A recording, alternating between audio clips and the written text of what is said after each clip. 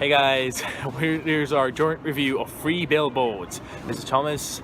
He has his own YouTube channel, link in the description below. Well, I never thought that I would actually love a racist cop character. Yeah, he was a very redeemable character within the film. This is the character played by Sam Rockwell that has now been nominated for, I think he's been nominated for an Oscar for Best Supporting Actor. Yeah. I kind of feel like, yeah, sure, he deserves it. Like, he deserves a bit more recognition. He's a very talented actor. Yeah, his character was really interesting.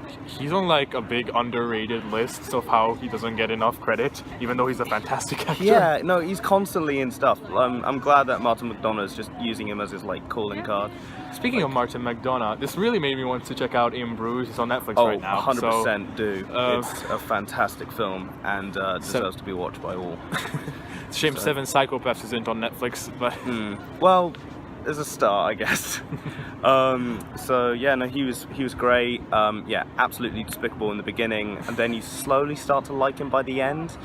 Like, I guess you can sort of redeem him, but also the interesting part is you're sort of debating whether those things that he's accused for, beating up black dudes, is even actually a thing. Like, he's definitely a racist, but we actually don't get evidence of it. So it's really interesting that you sort of like start to doubt it a little bit.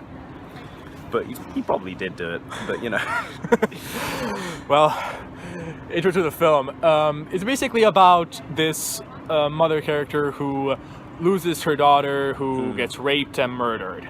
And she's heavily grief-stricken, and so she basically pays to put up free billboards, and it's basically her fight against the police and trying to find her daughter's murderer. Yeah.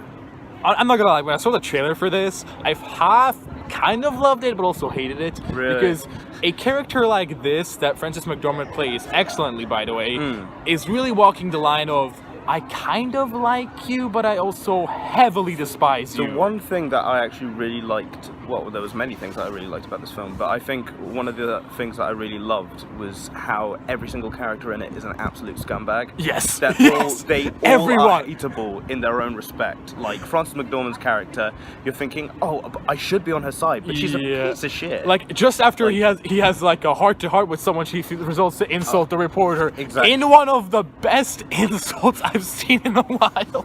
Oh gosh, If you've seen the trailer, you know what I'm talking about, but in case you didn't, I will not spoil it. Okay. Sorry, our Thomas's iPhone's storage went full and we had to cut, but to continue, yes, really every character in this movie is kind of a scumbag. Even like the minor characters. But what really makes it is how they deliver the lines. Every actor in this, even if they have like one scene, like Frances McDormand's character's husband has this 19-year-old girlfriend. She was the babysitter in The Babysitter last year, and I'm ready to watch anything she's in because she somehow really funny. She can really pull off the blonde, the ditzy blonde character without, you know, it really is. And even her daughter, he has one scene and he also makes an impact on you. Oh, as in yeah, no, I recognize that actually she's in several other things. She was in like Paranormal Activity and Big Little Lies. Step Up. A freaking great show, by the way. Watch that. Oh, Big Little Lies with Shailene Woodley. Yeah. Oh, I want to see that. You need to watch that, dude. It's like proper quality shit. If I were to say something, Lucas Hedges? He was in Moonlight, Manchester by the Sea, and Free Billboards outside Ebbing, Missouri. You have the greatest agent in Hollywood, man. He's actually, yeah, that's a really good point. He does probably have a really good agent working on it. But he does really well too. Woody Harrelson is, as always, really, really good. He's great, even though he's barely in the movie. Yes, although I didn't understand why he got a Best Actor nomination for this. He got Best Actor for this, even though Sam Rockwell was in this movie longer than him. Yeah. Well, then again, there have been loads of people who have been nominated for awards despite having like 5 minutes of screen time. So, yes. You know.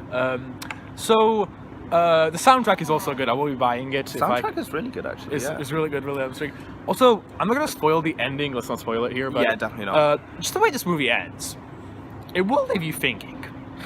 it made me want more Yeah, for anything. honestly. Like, I kind of was thinking, oh, I want them to carry this on. But So- I feel like it is also a very appropriate way to end it.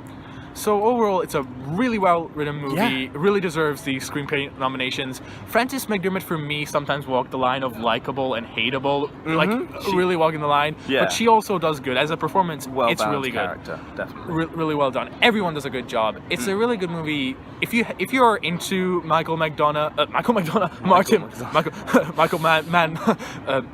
Martin McDonagh, then you'll probably like this movie. I would say it's my third or second favorite Oscar film so far I've seen. Really? I haven't seen Shape of Water or Lady Bird yet, but I want to watch those. So what's your first at the moment? At the moment, if for any of the awards that was nominated, whether that was actor, it was Florida Project. Florida Project. Which Willem Dafoe got a Best Actor I still haven't seen nomination. it, but it looks gorgeous. So definitely want to see it. You will like it. It's really similar to Three Billboards in a way, just people don't insult you that much. But, oh, it's just ridiculously savage, just for no reason. Yeah, that's pretty good. But it's so yeah. Overall, I will give this a 8 out of 10. An 8 out of 10? Yeah. Cool. Yeah, no, I would. I'm pretty much the same. I would say the same. Yeah, I really like the way the characters are written. I really like the way it handles some subjects such as police brutality and the way police is sort of treated in this modern world. And anger. And anger, yeah, 100%. And yeah, domestic abuse. Oh, by the way, Game of Thrones fans, there's a bit of a surprise for you. Just keep it on this. Game of Thrones fans. Oh yeah, no, there is. Yeah, I'm not saying anything. That was interesting. So another calling card from McDonagh though. He was he's in Bruges as well. yeah. So but I'm not saying anything. So It's a good surprise. I guess Colin Farrell went to do Killing of a Sacred Deer, so he couldn't come for this one. Yeah. So that's just sort of our view of this film. It was a really good time. If you would like, we might do more reviews like this in the future, Yeah, or sure. maybe do more in your style or in my style in the future. We'll see if you like this. In my channel, get ready because there's going to be a review of The Commuter soon, and I'm going to finish my Insidious series. But any things that you have coming up? I've got my top 10 films of 27, not top 10, my top 5. It's a lot less because I'm a bit lazy. My favourite films of 2017 coming up. Hopefully, if I get around to it, I'm going to get it up by the end of the month. So feel free to check it out on Tony J. Alright, thank you. Cool. See you guys later. Bye.